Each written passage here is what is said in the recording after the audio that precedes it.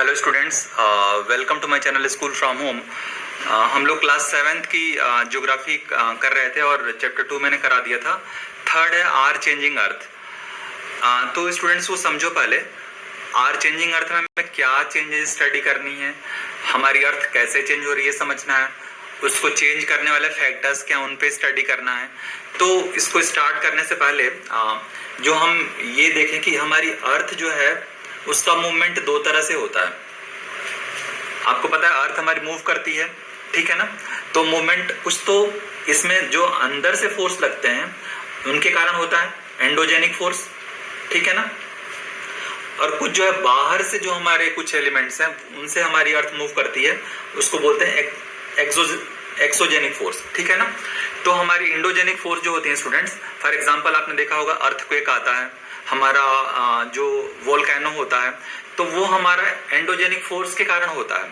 For example अगर आप देखो बच्चों, आपने पढ़ा होगा ये हमारी अर्थ का शेप है, तो जो हमारा आउटर सरफेस है उसको क्या बोलते हैं, आपको पता होगा, इसको क्रस्ट बोलेंगे, ठीक है ना, इसको मेंटल बोलेंगे और अंत वाले को कोर बोलेंगे, ये बीच वाला मेंटल है, ठीक है ना। इसमें जो है सियाल होता है, सिलिकॉन प्लस एल्यूमिनियम, इस वाले में होता है सीमा, सिलिकॉन प्लस मैग्नीशियम, इसमें होता है नीफे, निकल प्लस आयरन, ठीक है ना। तो स्टूडेंट्स जो हमारी ये वाली जो अपर सरफेस है ना, क्रस्ट जो है, ये प्लेट्स के फॉर्म में डिवाइड होती है, ठीक है ना। आप देखो ध्यान से, जब ये प्लेट्स होती है ना तो ये नीचे हीट बहुत ज्यादा है, क्योंकि हमारा जो प्रेशर है नीचे बहुत ज्यादा होता है, तो इसमें से हीट निकलती, इवन यहाँ पे टेम्परेचर जो है थाउजेंड्स में होता है। तो जो टेम्परेचर जो ज्यादा होता है उसके कारण जो यहाँ से हीट होती है उससे एनर्जी रिलीज होती है। तो जो एनर्जी रिलीज होती है ना वो अर्थ के प्लेट्स को मूव कराती है, ठीक है ना। समझ में आया कि इंडोजेनिक फोर्सेस क्या होते हैं, एक्सोजेनिक फोर्सेस होते हैं स्टूडेंट्स। हमारी जो रिवर होती है, रिवर लैंड पे फ्लो करती है, तो वो हमारी जो सैंड्स को फ्लो कराती है, प्लेन्स को बनाती है। जो एयर होता है वो सैंड्स को हमारा फ्लो कराता है और मशरूम टाइप शेप बनाता है डेजर्ट्स में। तो ये हमारे एक्सोजेनिक फोर्सेस के एग्जांपल हुए। स्टूडेंट्स हम लोग ट्राई करते हैं वोल्केनो को समझने का, ठीक है ना। ये हमारा एक वोल्केनो है, देखो ध्यान से देखो आप लोग। वोल्केनो अगर आप, ये हमारा क्रस्ट है, ये देखो क्रस्ट, तो ये हमारा जो कोर से अगर हमारा हीट बहुत ज्यादा, यहाँ पे बहुत ज्यादा हीट जनरेट हुआ, तो जो हमारी एनर्जी जो रिलीज होगी ना बच्चों, बहुत ज्यादा एनर्जी रिलीज होती है और अर्थ को फाड़ते हुए बाहर निकल आती है, ठीक है ना। तो जहां से एनर्जी रिलीज होती है उसको बोलते हैं मैग्मा चैम्बर, ठीक है ना। समझो ध्यान से बच्चों, मैग्मा चैम्बर होता है जहां से हीट रिलीज होती है, और जिस पॉइंट पे इसका डायरेक्ट हीट होता है, देखो बच्चों ये जो है डायरेक्ट हीट इस वाले पॉइंट को करी, तो ये होता है क्रेटर बोलते हैं इसको, ठीक है ना। और जो ये छेद होता है जिसके रास्ते बाहर निकलती है उसको बोलते हैं वेंट, ये होगा वेंट। जिस ये पाइप के रास्ते, जो पाइप स्ट्रक्चर बना है हमारा, वो वेंट कहलाता है। और जो बाहर चीजें निकलती है ना उनको बोलते हैं लावा। समझे स्टूडेंट्स।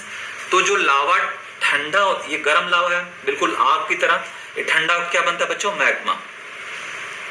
तो ध्यान समझो, ये मैग्मा चेंबर है, मैग्मा चेंबर से ये जो पाइप है इसको वेंट बोलते हैं। वेंट के रास्ते अर्थ के सरफेस पे ये जो गर्म लावा बाहर निकलता है, और जो क्रेटर है अर्थ सरफेस पे उसको फाड़ के बाहर निकलता है और ये ठंडा होकर मैग्मा बनता है, ठीक है ना। तो ये हमारा वोल्केनो का एग्जांपल हो कि वोल्केनो कैसे फॉर्म होता है। तो आप लोग ध्यान से इसको समझना, इसको आप लोग बड़े आसानी से कर सकते हो कि वोल्केनो का फॉर्मेशन कैसे होता है, वोल्केनो कैसे बनता है, उसके जो टर्म्स हैं उसको आप लोग याद रखना। बच्चों ये तो हो गया अर्थ से गर्म जो हॉट मटेरियल से निकलने के को हम लोग बोलेंगे वोल्केनो।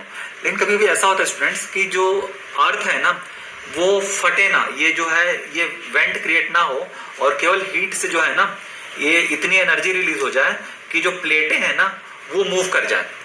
तो प्लेटें अगर मूव करेंगी ना तो क्या होगा, ये अर्थक्वेक आएगा, ठीक है ना। क्योंकि ये एनर्जी इसको मूव करी, इस वाले प्लेट को मूव करी, तो फटाक से जो प्लेटों का मूवमेंट तेजी से होगा ना, तो जो यहाँ पे बिल्डिंग्स हैं, जो यहाँ पे कुछ भी इंसान खड़े हैं, गाड़ियां हैं, तो वो हिलने लगेंगी, तो इसको अर्थक्वेक बोलते हैं। तो बच्चों एक बात देखो, जो हमारा ये वाला वोल्केनो है, इसमें तो मैग्मा बाहर निकलता है और अर्थ भी हिलेगी, क्योंकि पता है जब ये फटेगा तो अर्थ हिलेगी आसपास की। लेकिन अर्थक्वेक में कोई जरूरी नहीं है कि वोल्केनो निकले, क्योंकि वोल्केनो निकलने के लिए ज्यादा एनर्जी चाहिए। ठीक है, वोल्केनो आपको पता होगा इंडिया में केवल एक ही अंडमान निकोबार में, सैंडल पीक पे, तो वो आप लोग बाद में पढ़ोगे। तो मैं उम्मीद करता हूँ कि आपको ये वोल्केनो और ये अर्थक्वेक समझ में आ गया होगा। नेक्स्ट है रिवर। रिवर हमारे अर्थ को कैसे चेंज करती है बच्चों?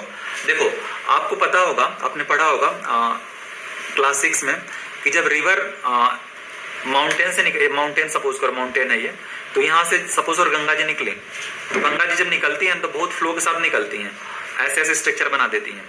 तो ये अपने साथ जो है ना, ये सेडिमेंट्स लाती हैं। तो कभी कभी सेडिमेंट्स ऐसे आते हैं ना कि जैसे ये जो रिवर का जो हिस्सा है ना, इसके भी सेडिमेंट्स आ गया, तो ये वाला जो हिस्सा जो अलग हो गया ना स्टूडेंट्स बच्चों, उसको बोलते हैं ऑक्सबो। ठीक है ना, जो धनुष के आकार का होता है। क्योंकि देखो, ये पूरा रिवर जो ऊपर से गिर रही है, तो कभी कभी ऐसा हुआ कि इस रिवर के बीच में सेडिमेंट्स बहुत ज्यादा आ गए, तो ये पार्ट अलग हो गया, तो इस पार्ट को ऑक्सबो बोलेंगे। ठीक है ना स्टूडेंट्स, ध्यान समझो मेरी बात को।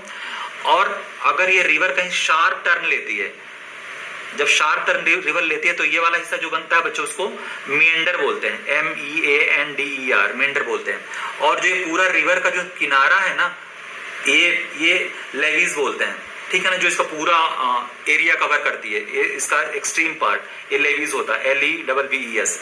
तो ये जब प्लेन आई तो किस किस का निर्माण करी? ऑक्सबो का बनाती है, ये मिएंडर्स बनाती है और लेवीज बनाती है। ठीक है ना, तो इस तरह से हमारी जो रिवर है वो भी हमारी अर्थ को चेंज करती है। और आपको पता होगा जो हमारी गंगेटिक प्लेन है ना बच्चों, वो हमारा वर्ल्ड का सबसे ज्यादा फर्टाइल प्लेन है, क्योंकि जो सेडिमेंट्स हमारी गंगा लाती है वो पूरा उत्तराखंड, यूपी, बिहार, झारखंड और वेस्ट बंगाल तक फैला है, और सबसे वर्ल्ड की सबसे फर्टाइल लैंड उस एरिया में पाई जाती है। अगला स्टूडेंट्स, जो सी वेव्स होती हैं, आपने सुना होगा सी जो है, जो टाइड आते हैं तो वो भी अपना ओशियन से जो है हमारा कुछ सेडिमेंट्स लाती है, फिर अर्थ पे छोड़ के चली जाती है। फॉर एग्जांपल अगर आप देखो, अगर ये ओशियन है, ठीक है ना, ये गोवा है और ये ओशियन है, ठीक है ना, ओशियन है और ये गोवा सिटी है। तो जब आपने सुना होगा कि 24 आवर्स में एक बार ज्वार भाटा आता है, टाइड आते हैं, तो जब टाइड आया और ये पानी को ऊपर खींचा तो पानी ऐसे जाती है यहाँ पे, ठीक है, फिर वापस चला जाता है पानी। तो जब पानी वापस जाता है तो जो ओशियन का जो कुछ सेडिमेंट्स है ना, वो यहाँ जो है छोड़ देता है, तो यहाँ पे जो प्लेन बनता है ना स्टूडेंट्स, उसको बीच बोलते हैं। तो the sediments formed by ocean is called beach. तो जहां जहां ये ओशियन होता है और ये यहाँ पे फ्लो होता है वाटर का, वहां बीचेस का फॉर्मेशन होता है। तो इस तरह से हमारा ओशियन भी हमारा लैंड को चेंज करता है, जमीन अर्थ को चेंज करता है। सिमिलरली जो हमारा आपने देखा होगा डेजर्ट्स एरिया में सैंड फ्लो होते हैं हवा से ना। देखो डेजर्ट एरिया है, तो जब हवा चलती है तो ये सैंड को उड़ाते हैं पूरा, और जब हवा बंद होती है ना तो वो सैंड डिपॉजिट हो जाता है। तो जो सैंड डिपॉजिट होता है उसको बोलते हैं बच्चों ड्यून्स। तो ये ड्यून्स बन गया। तो सैंड ड्यून्स क्या होता है? The deposits of sand formed by the air in the dessert area. हवा चली, स्टॉर्म आया, जब स्टॉर्म बंद हुआ तो जहां ये सैंड इकट्ठा होती है उसको सैंड ड्यून बोलते हैं, ठीक है ना, सैंड ड्यून्स बोलते हैं। तो इस तरह से आप लोग समझे कि कैसे कैसे विंड जो है, सी वेव्स जो है, रिवर्स जो है, कैसे कैसे अर्थ को चेंज करती हैं। तो बच्चों इस पे क्वेश्चन करते हैं सीआरटी का। जो पहला क्वेश्चन है, why do the plates move? मैंने बताया प्लेट क्यों मूव करती हैं। तो प्लेट मूव इसलिए करते हैं क्योंकि जो यहाँ पे कोर में मैग्मा होता है, हीट प्रोड्यूस करता है, और हीट एनर्जी जो है प्लेट्स पे टकराती है और प्लेट मूव करते हैं। तो due to hot magma energy produces and it hit to the plates of the crust, ठीक है। एक्सोजेनिक फोर्स क्या होते हैं मैंने बताया था। इरोजन क्या होता है?